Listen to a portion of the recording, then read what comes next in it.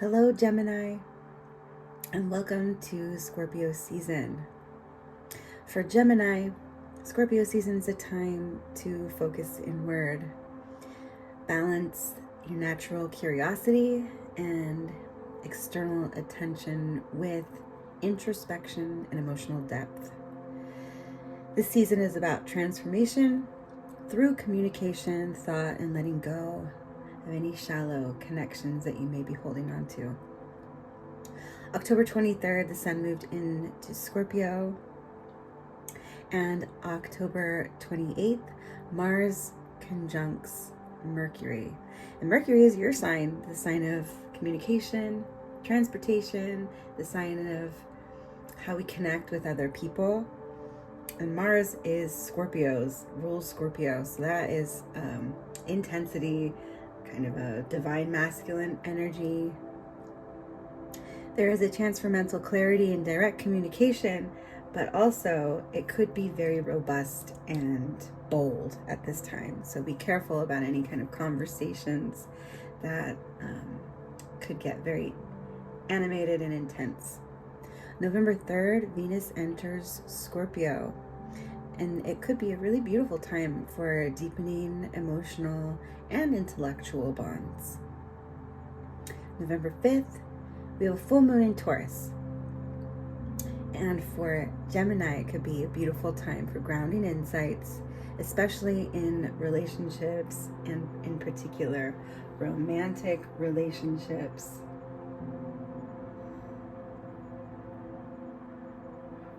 And a time of release during the full moon. All right, so let's do an oracle message for Gemini during Scorpio season. Let me light the rest of my incense here.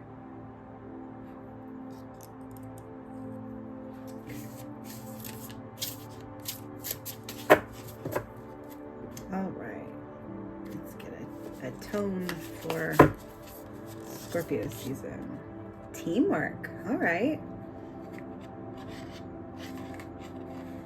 Since Mercury rules Gemini, this is a great time for teamwork. How can you collaborate together? Oftentimes, Scorpio season is sort of a time of solo introspection, so maybe there is a bit of collaboration and partnerships, maybe during the time when Venus enters Scorpio. We did just leave Libra season, and Venus was in Libra at the time, so this could be a little bit of spillover from the previous month. But this teamwork suggests that you won't be alone during this Scorpio season. So let's pull some tarot. Gemini always has a desire for, or characteristically has a desire for information and connection, while Scorpio seeks depth and transformation and a deep truth. Deep truth when the Three of Swords pops out. Gemini's called to slow down during this time and dig deep beneath the surface conversations and engage with honesty, especially in relationships and self-reflection, which is interesting as this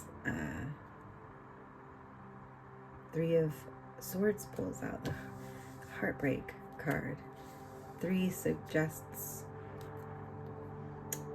multiple people, but there's really only 2 birds in this picture. So let's get some more information here.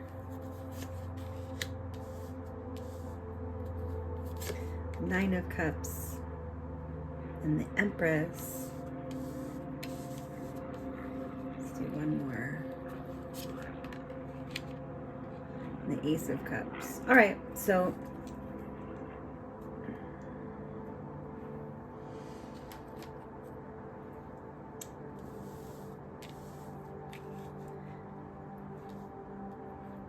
it looks like there may have been some heartache in the past, And maybe there was a group effort of collaboration. Maybe you saw a therapist. Maybe you got together with a group that really helped you heal from that past. This could just be one storyline.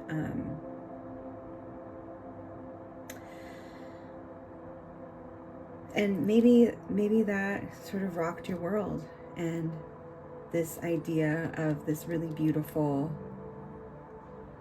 moment where you've collected and you've worked hard to gain a life that really looked beautiful to you.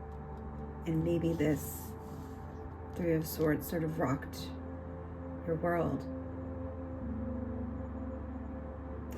But the Empress is here to suggest that there has been nurturing and abundance and a really beautiful foundation to create a new start for your life, along with the Ace of Cups. Really beautiful new start that's grounded in love, partnership, and a feeling of togetherness and unity, a divine union. Let's get a little bit more information. Maybe that's what this teamwork is. Maybe it's just two. It could just be two of you. Two is a team. Maybe there's a really beautiful partnership. But maybe there has been a bit of heartbreak, possibly in the past, surrounding this connection.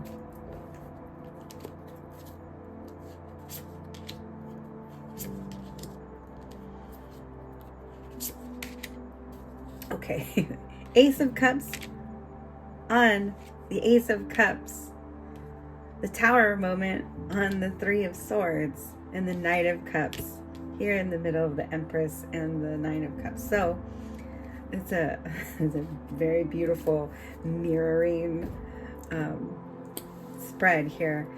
This Tower moment, this heartbreak, it rocked your world. It changed everything about your life as you knew it at that moment. But we've got a newer energy that is very loving and very beautiful. A new love that's really ready to grow into fruition, and it's going to be everything that you could ever hoped for. It's going to be a partnership that feels divine. And where there was loss and heartbreak, it only cleared away the space for a new love to begin and to spread its wings in a time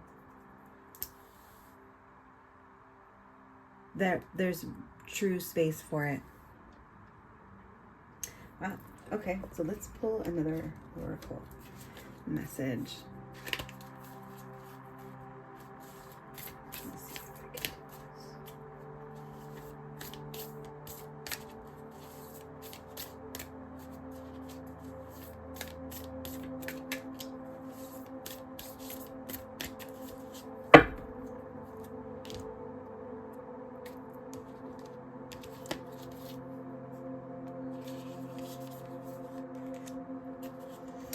Upper World, 59.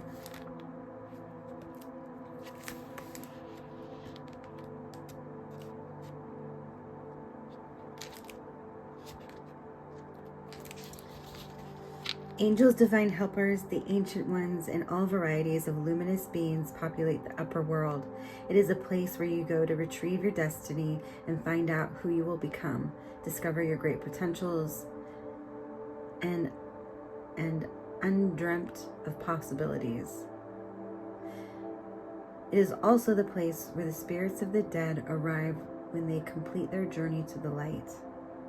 Ooh, that's a really divine time then. All right, ask your divine helpers for guidance. If the oracle has already spoken to you, do not ask for more guidance. Take what has been offered. Now you must deal with the lethargy and idleness. While support for your new for a new destiny is not yet in place. A new destiny is available to you if you act now. The upper world is calling you to step into your fully realized self. Clear distractions so that you can move into higher destiny. Do not fall to the temptation to craft a slightly more improved version of yourself. What you perceive as a problem or an obstacle is, in fact, the irritation you need to take that great leap. Remember, you cannot cross the Grand Canyon in 2 small jumps. So we've got the upper world, this beautiful place of divine guidance. And it is after a time of significant change.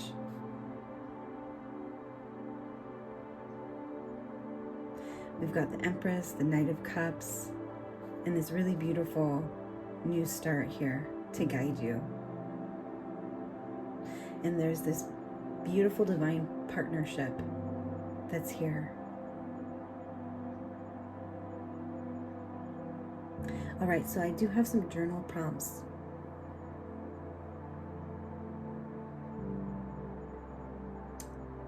What superficial connections am I ready to transform into meaningful ones? So maybe this wasn't necessarily a superficial connection, but this could be what connections am I ready to let go? What connections am I still healing from that I need to clear out so that I can make a new connection? One that's based off of love. How can I communicate my emotions authentically?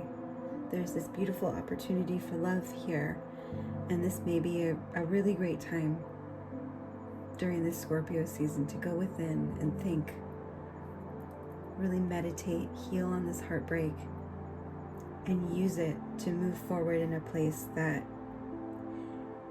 is pure love without the baggage of the past. Use the guides from the upper world to help you to heal your heart. All right, I do have a ritual as well if you are interested. You'll need a paper, a pen, a candle that's yellow or white. It's called the Quill Candle. Light the candle and reflect quietly on your inner thoughts. Write down any patterns of thought or communication that you wish to transform. Read them aloud and then safely burn or fold the paper as a symbolic release. If it's something that you want to bring towards you, something that you wish to transform your life, something that you wish you were more of, fold the paper towards you. If it's something that is part of you that you no longer think serves you, that you want to get rid of, you want to let go of, you want to release, fold the paper away from you.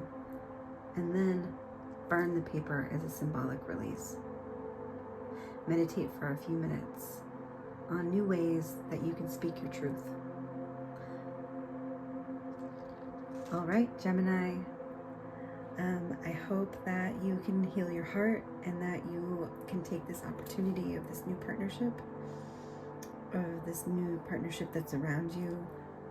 Maybe it's an existing partnership that you've maybe rekindled your love with after a time of heartbreak and transformation and upheaval in your life.